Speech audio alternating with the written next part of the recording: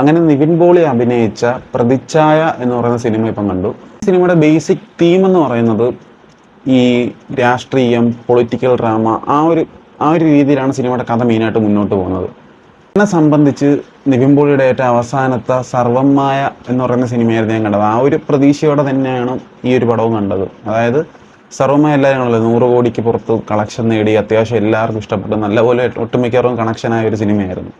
പക്ഷെ എന്നെ സംബന്ധിച്ച് ഈ സിനിമയ്ക്കകത്ത് അങ്ങനെ പോസിറ്റീവായിട്ട് പറയാൻ എന്തേലും ഉണ്ടോ എന്ന് ചോദിച്ചു കഴിഞ്ഞാൽ, എന്നെ സംബന്ധിച്ച് സിനിമയിൽ ഏക പോസിറ്റീവ് എന്ന് പറയുന്നത് തന്നെ നിവിൻ പോളി തന്നെ. നിവിൻ പുള്ളീനെ കാണാൻ വേണ്ടി മാത്രം സത്യം പറഞ്ഞാൽ ഈ സിനിമ തുടക്കം തൊട്ട് അവസാനം ഇരുന്നത് തന്നെ. പുള്ളിയുടെ ഒരു മാനറിസം ഒക്കെ അത്യാവശ്യം നല്ലതായിരുന്നു.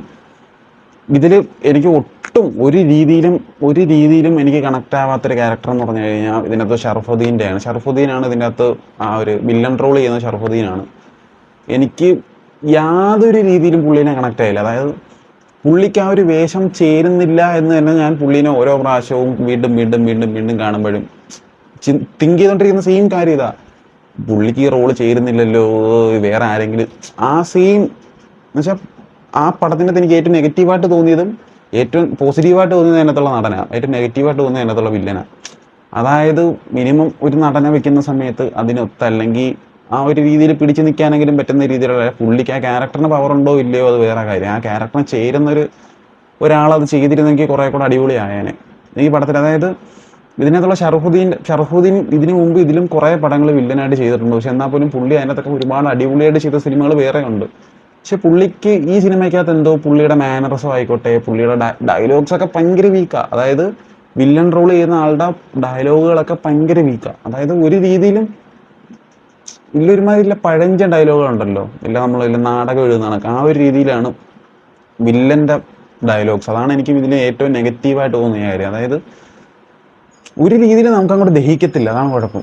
കൂടുതലും കണ്ടുവരുന്ന ഈ പൊളിറ്റിക്കൽ ത്രില്ലർ സിനിമകളിൽ കാണുന്നത് പോലെ തന്നെ ഇതിൻ്റെ അകത്തും അച്ഛൻ മരിക്കുന്നു, അതിന് വേണ്ടിയിട്ടുള്ള രീതിയിൽ മോൻ രാഷ്ട്രീയത്തിലോട്ട് വരുന്നു. അതൊക്കെ തന്നെയാണ് ഇതിനകത്തുള്ള ബേസിക് ആയിട്ടുള്ള കഥ. പടത്തിൻ്റെ ഒരു മേക്കിംഗ് ക്വാളിറ്റിക്ക് ഞാൻ ഒരു സെക്കൻഡ് ഹാഫിന് ശേഷം മേക്കിംഗ് ക്വാളിറ്റി നമുക്ക് ഒരുപാട് കൊള്ളാം എന്ന് തോന്നും. പക്ഷെ ഫസ്റ്റ് ഹാഫിലൊക്കെ എന്തൊക്കെയോ ഒരു പോരായ്മകളൊക്കെ നമുക്ക് തോന്നും. ഓവറോൾ നോക്കുകയെന്നുണ്ടെങ്കിൽ ബാക്ക്ഗ്രൗണ്ട് സ്കോറൊക്കെ ഓക്കെ, കുഴപ്പമില്ല, എനിക്ക് അത്യാവശ്യം ഇഷ്ടപ്പെട്ടു. എനിക്ക് പടത്തിലാകെ സത്യം പറഞ്ഞാൽ വേറെ ഒന്നിനെയും പറ്റി പറയാനില്ല. സത്യം പറഞ്ഞാൽ ആകെ പടത്തിൽ ഏക പോസിറ്റീവായിട്ട് തോന്നിയത് നിവിൻ പോളിയാണ്. അതായത് പുള്ളീനെ കാണാൻ വേണ്ടി മാത്രം സിനിമ കാണാം എന്നുള്ള രീതിയിൽ എനിക്ക് തോന്നിയല്ല. പുള്ളി പടത്തിൻ്റെ കഥയായിക്കോട്ടെ, ബാക്കിയുള്ള ക്യാരക്ടേഴ്സ് ആയിക്കോട്ടെ, പാട്ടായിക്കോട്ടെ, ഒന്നും ഒരു രീതിയിലും കണക്ട് ആയിട്ടില്ല. നിവിൻ പോളിനെ കാണാൻ വേണ്ടി മാത്രം, സത്യം പറഞ്ഞാൽ പുള്ളീനെ കാണാൻ വേണ്ടി മാത്രം കണ്ട ഒരു സിനിമ. അല്ലെങ്കിൽ നമ്മൾ ആ പടം കണ്ട് തുടങ്ങുന്ന സമയത്ത് ബാക്കിയൊക്കെ പ്രതീക്ഷ കണ്ടാലും പടത്തിൻ്റെ അവസാനം മനസ്സിലാവും അതിൻ്റെ താഴെ ഉള്ളത് നിവിൻ പോളി മാത്രമാണ്. ആ ഒരു രീതിയിലാണ് പടം മുന്നോട്ട് പോകുന്നത്. എന്തായാലും സിനിമ ജിയോ ഹോട്ട്സ്റ്റാറിലുണ്ട്. കാണാത്തവരൊക്കെ ഉണ്ടെങ്കിൽ കണ്ടിട്ട് അവരവരുടെ അഭിപ്രായങ്ങൾ കമൻ്റായിട്ട് പറയാം. അപ്പം എൻ്റെ അഭിപ്രായം തന്നെ ആയിരിക്കത്തില്ല ചിലപ്പോൾ നിങ്ങളുടെയും. നിങ്ങൾക്ക് ഇഷ്ടപ്പെട്ടിട്ടുണ്ടെങ്കിൽ താഴെ കമൻ്റായിട്ട് ഞാൻ നിവിൻ പോളിനെയോ അല്ലെങ്കിൽ ഷറഫുദ്ദീൻ എന്ന് പറയുന്ന ആക്ടറിനെ പുള്ളീനെ കാണാൻ ഉദ്ദേശിക്കുന്ന കുറച്ച് രീതികളുണ്ട്. അതായത് പുള്ളി വില്ലൻ വേഷം ചെയ്തുകൂടാ എന്നല്ല, പുള്ളീനെ നമ്മൾ ഇതിനെയും കാട്ടി അടിപൊളിയായിട്ട് പുള്ളിക്കാരൻ കുറേ ഇതിലും വേറെ സിനിമകളിൽ ഇതിലും കിടിലൻ രീതിയിൽ പുള്ളിക്കാരൻ ചെയ്തിട്ടുണ്ട്. അതായത് ഇപ്പം നെഗറ്റീവ് ക്യാരക്ടേഴ്സ് ഇതിലെയും എത്രയോ ബെറ്ററായിട്ട് പുള്ളിക്കാരൻ ചെയ്തിട്ടുണ്ട്. അതൊക്കെ വെച്ച് നോക്കുകയെന്നുണ്ടെങ്കിൽ ഇതിനെ കൂടെ നിർത്താൻ പോലും പറ്റത്തില്ല. അതുപോലത്തെ ഒരു ക്യാരക്ടറാണ് പുള്ളി ഇതിനകത്ത് ചെയ്തിട്ടുള്ളത്. അതുകൊണ്ടാണ് പറയുന്നത് പുള്ളിക്ക് ഈ വേഷം ചേരുന്നില്ല എന്ന് എനിക്ക് തോന്നിയിരുന്നു. ഈ സിനിമയ്ക്കകത്ത് ഈ ക്യാരക്ടർ ചേരുന്നില്ലെന്നാണ് പറഞ്ഞത്. പുള്ളിക്ക് നെഗറ്റീവ് റോൾ ചേരുന്നില്ല എന്നല്ല, പുള്ളി നെഗറ്റീവ് റോൾ ഇതിലും എത്രയോ, അതായത് ഷറഫുദ്ദീൻ ആണോ ഈ ചെയ്യുന്നത് എന്ന് ചിന്തിപ്പിക്കുന്ന രീതിയിൽ പുള്ളി ചെയ്തു വെച്ചിട്ടുണ്ട് കുറേ സാധനങ്ങൾ. അപ്പം അതൊക്കെ ചെയ്തിട്ട് പുള്ളി ഇത് ചെയ്യുമ്പോഴത്തേക്ക് എനിക്കങ്ങോട്ട് ദഹിക്കുന്നില്ല, അതാ സംഭവം.